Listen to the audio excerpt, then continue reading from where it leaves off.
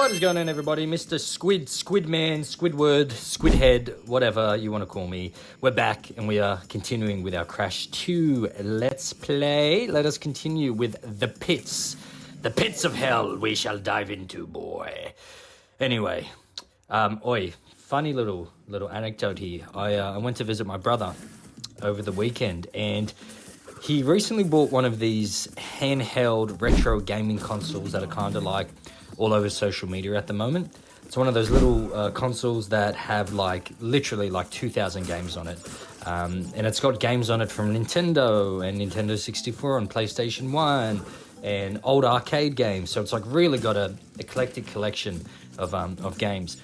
And obviously, being a Crash Bandicoot nut, I went onto the PlayStation section and selected Crash Bandicoot 2, which is, funnily enough, the game we're playing right now, and was blown away by how good the original graphics hold up to this day. And especially considering that I've been immersed in the NSaneTrilogy remake, seeing the original graphics, you'd be thinking, oh, well, you know, they're not going to hold up to what we're currently witnessing with the modern technology and whatever. And I was very pleasantly surprised. The retro graphics of the original Crash 2 are really, really good. Maybe there's something about it where I even feel like there's a uniqueness that's not worse. I don't want to say better than what we're seeing now, but it's definitely not worse. It's hard to explain.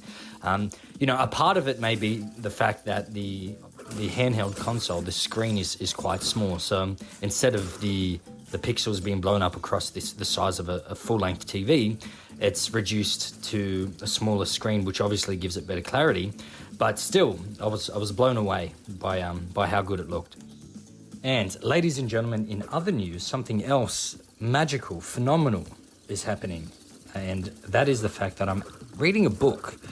I know, it's crazy. I haven't read a book for a while. Obviously, you know, I'll use all the typical excuses of I'm too busy, yada, yada, yada. But I used to really love reading, but it's been a while since I've kind of dived into a good book. But I picked up a book the other day, and it's called Lincoln on Leadership. It's a book about, obviously, Abraham Lincoln and what made him such a formidable and memorable leader. And you know, as somebody who's obviously not an American citizen, we didn't grow up with American history in school. I'm an Aussie, so we didn't learn about, you know, some of the great presidents and figures in American history of the past. And I'm really blown away by the character of Abraham Lincoln. He is somebody that's definitely someone to look up to, someone to aspire to be like. He exuded qualities that were far above the norm of his day, and obviously achieved some phenomenal things in his short life, namely winning the Civil War, ensuring that the United States remained unified and wasn't separated. You had essentially, and not to go too deep in the history, but for those who are unaware, who perhaps aren't American, at the time of Abraham Lincoln, you had the South, the southern states that wanted to essentially leave the United States. They wanted to form their own confederacy. And the reason being was the Union, which was the northern states, they wanted to abolish slavery, and there was some cultural differences between the two. And that caused this really intense civil war. I was shocked at how intense and bloody the Civil War was. You know, because it was back in the 1860s, you're thinking, oh, you know, it can't be that bad. There was over 700,000 deaths. And obviously, because it's a civil war, every single one of those deaths was an American death. So to this day, it's the most bloody war in America's history, right? So Lincoln achieved some phenomenal things in his lifetime. Not only did he keep the country together, but he was, you probably wouldn't say entirely responsible, but at least very much one of the key figures in abolishing slavery by introducing the 13th Amendment, which essentially made it illegal to own a slave. And it made all men equal under the eyes of the law, which was a phenomenal step forward in human rights at the time. But perhaps, you know, beyond some of the actual things that he achieved in office that were remarkable, perhaps it was his actual character that made me more drawn to the man, that the the qualities he exhibited as a leader and just as a human being that I found to be really inspiring. Like, you know, for example, he was really empathetic. Like, he had a really extraordinary ability to be able to connect with people. Like, he sought to understand their feelings, and in so doing was able to earn their trust, which was obviously crucial at the time when the nation was so divided. And despite, you know, all the significant achievements that he accomplished in office, he remained very humble. And perhaps annoyingly so to some of his staff, he had like this open door policy where he would never like turn somebody away. So if somebody came to his office, even a regular citizen, and wanted to have a chat, he had this open door policy. Come on in. And you can imagine like his staffers and perhaps his security at the time getting extremely frustrated at this, you know, because it's a potential safety risk to his life, especially considering he had a lot of enemies, a lot of people who didn't like him. I found it remarkable that he always had time for the common people. Another really, really important leadership quality that Lincoln had is the fact that he was an excellent communicator. And, I mean, you probably don't even have to be much of a history buff to know that famous quote from that famous speech that Lincoln delivered 7 years ago, the Gettysburg Address, I believe. So some of his speeches and some of his quotes have really stood the test of time, and he's often quoted to this day. What else? I'm just trying to think off the top of my head. He was like really good strategy. His ability to think and adapt on the fly was another reason he was such an excellent leader. He also routinely visited the troops on the front lines. Like, he didn't sit back in his ivory tower giving commands.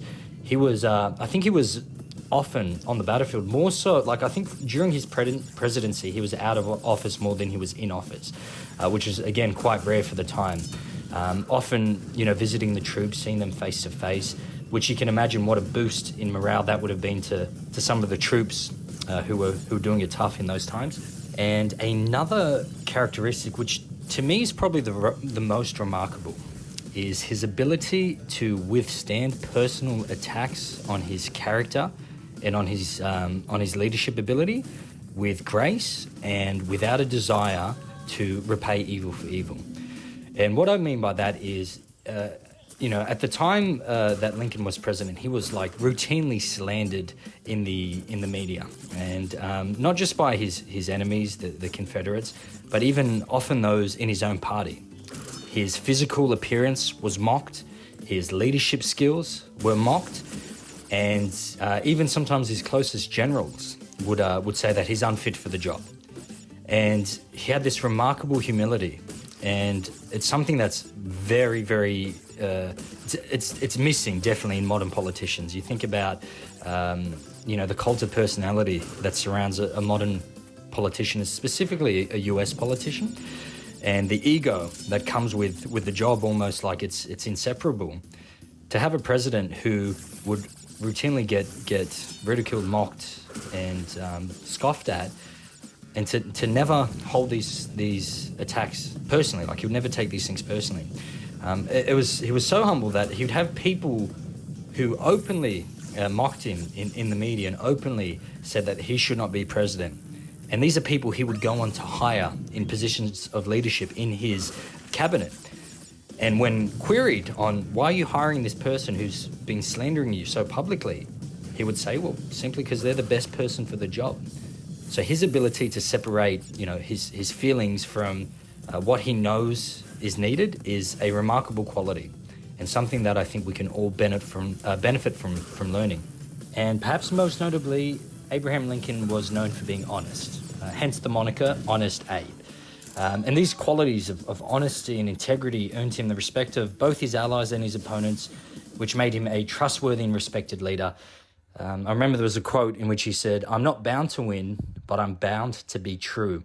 I'm not bound to succeed, but I'm bound to live up to what light I have." This man had such a deep sense of personal responsibility and integrity, something that is most certainly admirable and most certainly lacking, not just in modern day politics, but in modern day individuals, in a society that's so egocentric and so selfish.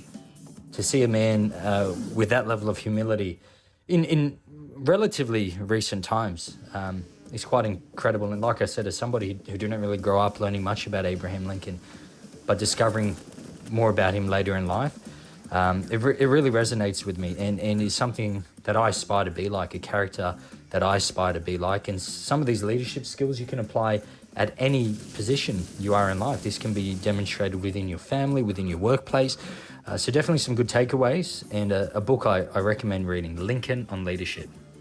And for those of you who don't know, there was a movie that came out in 2012 called Lincoln, in which Daniel Day-Lewis plays Abraham Lincoln.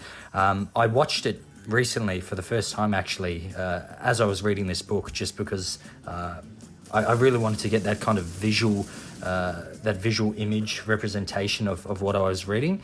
And the movie's phenomenal. Highly recommend it. Daniel Day-Lewis, incredible method actor, and does a phenomenal job at portraying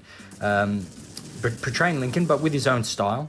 He's kind of taken some creative freedom in how he did Lincoln's voice, for example, based on some sources there. But highly recommend watching that movie if you are interested in American history.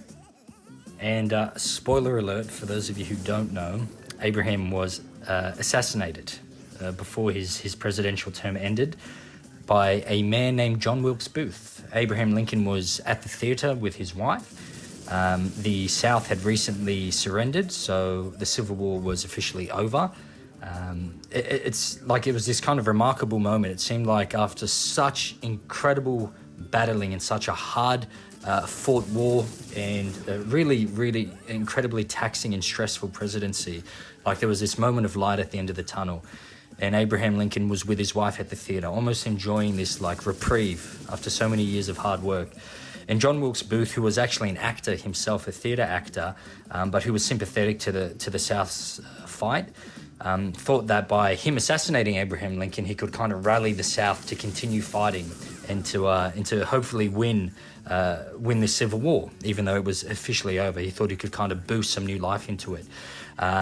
So he assassinated Abraham Lincoln, which was very sad. Lincoln, I think, was only 56 years old. He left behind, I think, 2 children at the time, his wife, and it was very tragic. The nation was shocked and mourned very deeply for this great man. Obviously, in more recent time, you had the assassination of JFK, which was in many ways quite similar. But yeah, that's my little bit of US history. And as always, my Squid Squad, thank you very much for watching, and we will see you all in the next one.